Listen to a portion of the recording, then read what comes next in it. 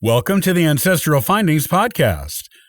Looking for the headstones of your ancestors is a primary part of genealogy. What do you do if you can't find one? In this episode, I'll share some answers to this mystery.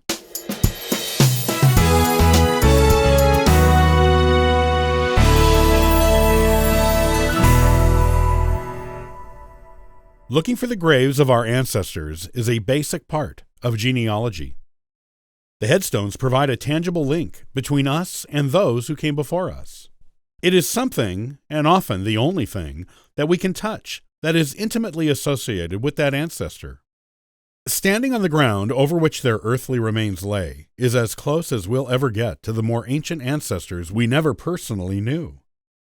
Finding the grave puts a bookmark at the end of that particular ancestor's story, and it's up to you to fill in the details in the beginning and middle of that story through additional research.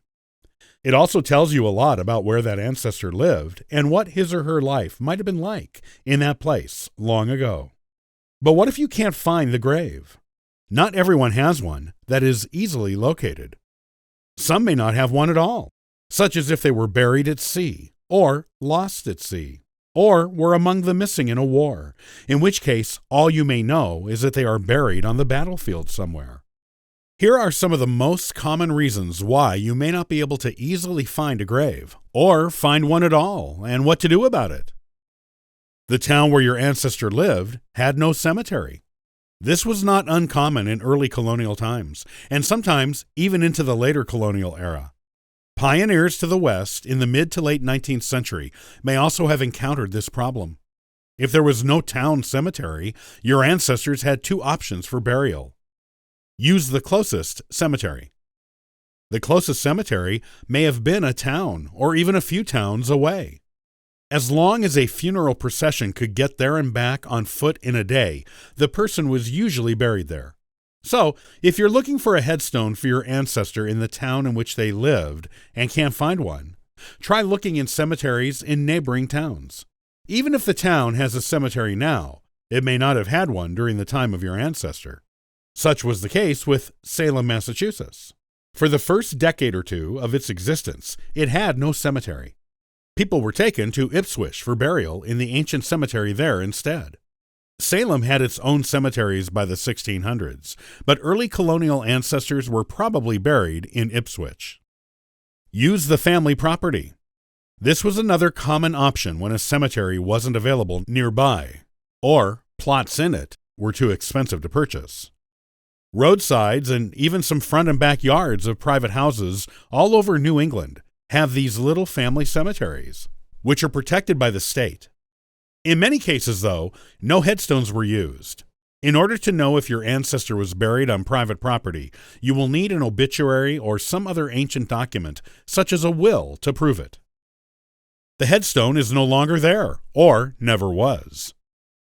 In really old cemeteries, vandalism and weathering have been problems. Many of these old cemeteries have broken headstones, or ones that can no longer be read. I ran into this in Gloucester, Massachusetts, in the town's oldest cemetery. The vast majority of the stones were either broken or unreadable. While I did find a headstone for my ancestor there, it was a new one, put up by modern descendants.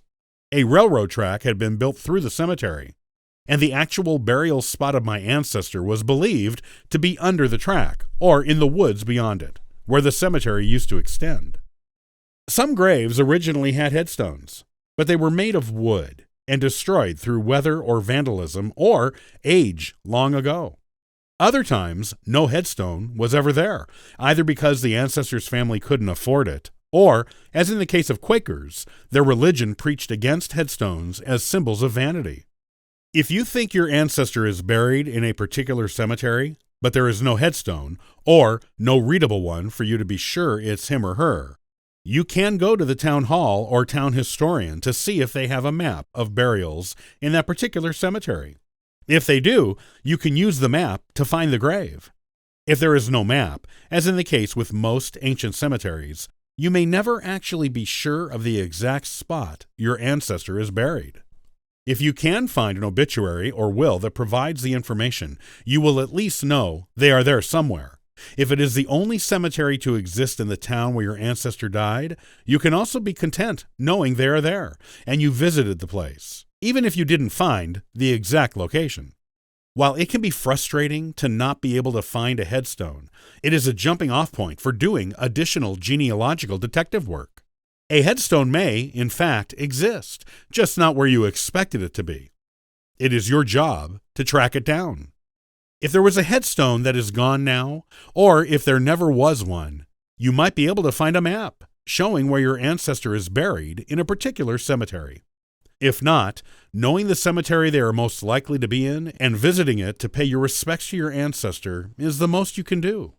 It's not like having a headstone you can touch or standing over the ground where your ancestor is, but you at least will know you walked on the ground where their relatives once stood when they brought the person there to be buried. Even standing in the probable cemetery where your ancestor is buried is a link to them and the past in its own unique way.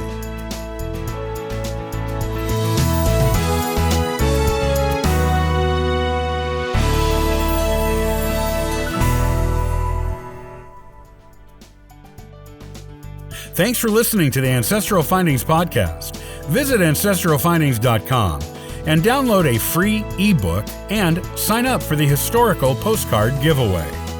I hope you have a wonderful day. Happy searching!